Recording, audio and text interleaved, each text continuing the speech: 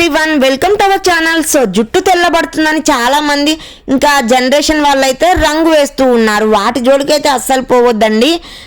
Colour రంగుల కోసం ఇంకా చాలా మంది ట్రెండ్ అనుకొని వేసుకుంటూ ఉన్నారు జుట్టుకైతే. సో జుట్టు తెల్లబడిందని రంగు వేస్తున్నారా లేక ట్రెండ్ అని కలర్ స్ట్రీకింగ్ చేయించుకుంటున్నారా? సో సెలూన్ షాపులలో ఇంకా బ్యూటీ పార్లర్లో ఏ రకంగా అయినా డై వేసినా కూడా చాలా ప్రమాదం అండి. ఇంకా తరచూ వేసుకోవడమే కాదు, కొన్ని జాగ్రత్తలు కూడా తీసుకోవడము చాలా వరకు మంచిది. అలా ఒక్క వెంట్రుక తెల్ల వెంట్రుక వచ్చి కనిపించినా చాలా గుండె ఆగినంత పని అయిపోతుంది. ఎందుకంటే వృద్ధాప్యం మీద పడుతుందేమో అని చింతన. అయితే మారిన ఆహారపు అలవాట్లు, పోషకాలలేమి, కాలుష్యం, ఇంకా జన్యుపరంగా ఇలాంటి కారణాలతో ఆ ప్రక్రియ టీనేజ్ నుంచే మొదలవుతుంది. ఇంకా టీనేజ్ వాళ్ళైతే ఈ వాస్తవాన్ని అయితే అస్సలు ఒప్పుకోరు. కానీ ఇంకా తెల్ల జుట్టు వస్తే మాత్రం బాధపడుతూ ఉంటారు. వేటిని మనసు ఒప్పుకోదండి. కేవలం ఆ తెల్ల వెంట్రుకల్ని కనిపించకుండా కొత్తవి రాకుండా చేయడం పైన ఎక్కువ దృష్టి అంతా ఉంటుంది. అందుకే దాన్ని అలా చూసి ఓ క్షణాన చుట్టుపక్కల ఇంకా ఉన్న వాటిని లాగేసుకుంటే అమ్మాయి అని ఊపిరి పీల్చుకునేలోగానే కుప్పలు తెప్పలుగా కనిపిస్తాయి మన జుట్టు తెల్ల వెంట్రుకలు అయితే. ఇక అది మొదలు వాటిని ఎలా దాచిపెడదామా అన్న ఆలోచనే వస్తుంది. ఈ క్రమంలోనే హెయిర్ డై వేయడానికి సిద్ధపడిపోతున్నారు. ఇంకొందరేమో ఫ్యాషన్ పేరుతో కలర్ స్ట్రీకింగ్ చేయించుకుంటున్నారు. అసలు ఎలాంటి తెల్ల హెయిర్ లేకపోయినా కూడా ఇంకా కొత్త రకాల స్ట్రీకింగ్ హెయిర్ స్టైల్స్ ఇంకా కలర్స్ అయితే వేయించుకుంటున్నారు. అప్పుడు ఏం చేసేవారంటే ప్రాచీన కాలం నుంచి భారతీయులు నల్లటి కురుల కోసం తాపత్రయపడేవారు. కానీ హెన్నా, ఇండిగోలతో పాటు జుట్టు తెల్లబడకుండా ఉండేందుకు ఆముదం, నువ్వుల నూనె వంటి వాటిని ఉపయోగించేవారు. ఆయుర్వేద గ్రంథాల్లో కేశ జుట్టు రంగు మార్చేవిగా బిల్వ, భృంగరాజు వంటి వాటినే ప్రస్తావన ఉంది. అయితే కాలక్రమంలో వచ్చిన సింథటిక్ హెయిర్ డైలు అయితే తక్షణ పరిష్కారం చూపించిన వెంటనే ముప్పుని తెచ్చిపెడుతున్నాయండి. తొందరగా 5 minutesలో హెయిర్ కలర్ అయితే చేంజ్ అవుతుంది. అంత కలరు ఇంకా తొందరగా చేంజ్ అయ్యే వాటినైతే ఎక్కువగా వేటినైనా నమ్మకూడదండి.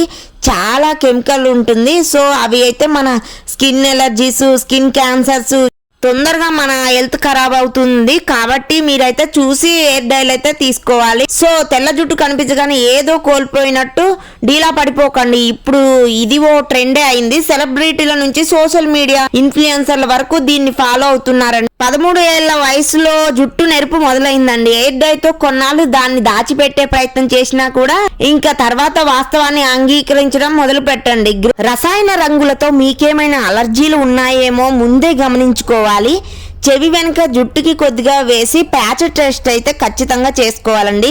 ప్యాచ్ టెస్ట్ అంటే ఏం లేదండి, చెవి వెనుక కొంచెం ఎయిర్ డైన్ అయితే వేసి చూడాలి. 48 గంటల వరకు ఎటువంటి నెగటివ్ ఫలితాలు లేకుంటే మాత్రం వాడుకోవచ్చు. అది తప్పని పరిస్థితుల్లో మితంగానే వాడుకోవాలి. ఎక్కువ రోజులు కలర్ అయితే నిలిచి ఉండాలంటే మాత్రం తరచూ తలస్నానాలు చేయవద్దు.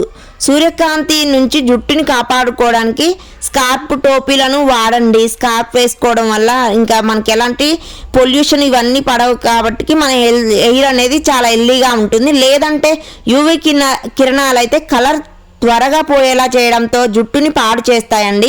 జుట్టుకి రంగు వేసుకున్నాక కొన్ని రోజులు వేడి నీళ్ళతో స్నానం చేయకపోవడమే మేలు. ఎక్కువగా వేడి నీళ్ళతో స్నానం చేయడం వల్ల జుట్టు రంగు అనేది తొందరగా పోతుంది. జుట్టుకి కలరింగ్ చేసిన వారం రోజులు బ్రో డ్రైయింగ్, స్ట్రైటనింగ్ వంటివి అయితే చేయొద్దు. కోల్పోయిన తేమను పొందడానికి వారానికి ఒకసారి కొబ్బరి నూనె లేదా ఆర్గానిక్ నూనెతో ఎయిర్ మసాజ్ అయితే చేసుకోండి. జుట్టు రంగు వేసుకోవడం తప్పనిసరి అనుకున్నప్పుడు కొన్ని జాగ్రత్తలు తప్పక తీసుకోవాల్సింది. మార్కెట్లో దొరికే ఖచ్చితంగా హెయిర్ డైలన్నీ అస్సలు వాడకండి. నేనైతే 1000% చెప్తాను. ఖచ్చితంగా నేనైతే వాడొద్దనే చెప్తానండి. ఖచ్చితంగా వేసుకోవాలి. కొంచెం ఇంకా బిజీ షెడ్యూల్లో అకేషన్స్కి, ఫంక్షన్స్కి అప్పుడప్పుడు మాత్రమే, సంవత్సరంలో 1-2 సార్లు మాత్రమే వేసుకోండి అని నేనైతే చెప్తానండి. మీ ఇష్టం. మీకు ఇంకా ఓపిక ఉండి ప్యాచ్ టెస్ట్ చేసుకొని కొంచెం లైట్గా వాడితేనే మంచిదని నేనైతే చెప్తాను. 1000% వరకు నేనైతే పాటించొద్దనే చెప్తానండి. ఇంకా హెయిర్ డైలు అయితే అస్సలు వేసుకోవద్దు. కెమికల్స్ ఎక్కువగా ఉంటాయి కదా. సంవత్సరంలో ఒక్కసారి అయితే బెస్ట్. సో ఎక్కువగా అస్సలు వేసుకోకండి. మీ జుట్టుకి రంగు వేసుకోవడం తప్పనిసరిగా అనిపించినప్పుడైతే ఇంకా అందరిలో అందంగా కనిపించాలి, ఏదైనా ఫంక్షన్ ఉందని అనుకుంటే మాత్రం కొన్ని జాగ్రత్తలు అయితే తప్పక తీసుకోవాల్సిందే. ఎందుకంటే వెంట్రుకల్లోకి రంగుని చొప్పించడానికి డైలలో అమోనియా, పీపీడి, హైడ్రోజన్ పెరాక్సైడ్ వంటి ఇంకా డేంజర్ కెమికల్స్ అయితే వాడుతూ ఉంటారు. ఇవి తలలో ఉండే న్యాచురల్ ఆయిల్స్ ని పొడిబారేలాగా చేయొచ్చండి. దీంతో జుట్టు రాలడం, పొడిబారడం, చిట్లడం వంటి సమస్యలు, కట్ అవ్వడం, ఇంకా తెగిపోవడం వంటి సమస్యలు అయితే తలెత్తుతాయి. అలానే ఇందులోని ఇంకా రసాయనాలు సున్నితమైన చర్మతత్వం కలవారికైతే దురద, చర్మం ఎర్రగా మారడం, దద్దుర్లు, వాపు, అలర్జీ, ఇంకా ఊపిరి తీసుకోవడంలో ఇబ్బందిని కలిగిస్తాయి. ముఖంపై పిగ్మెంటేషన్ సమస్య ఎక్కువగా కనిపిస్తుంది. ఇంకా ఈ ఎయిర్ డైలు అయితే మార్కెట్లో దొరికే ప్రెగ్నెన్సీ వాళ్ళైతే 1000% అవాయిడ్ చేయండి, అస్సలు వేసుకోకండి ప్రెగ్నెన్సీ వాళ్ళు.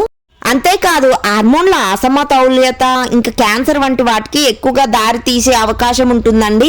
చాలా వరకు ఇంకా స్కిప్ చేయండి ఈ ఎయిర్ డైన్ అయితే. అందుకే తప్పనిసరిగా డైలీ డై జోలికి అయితే అస్సలు పోకండి.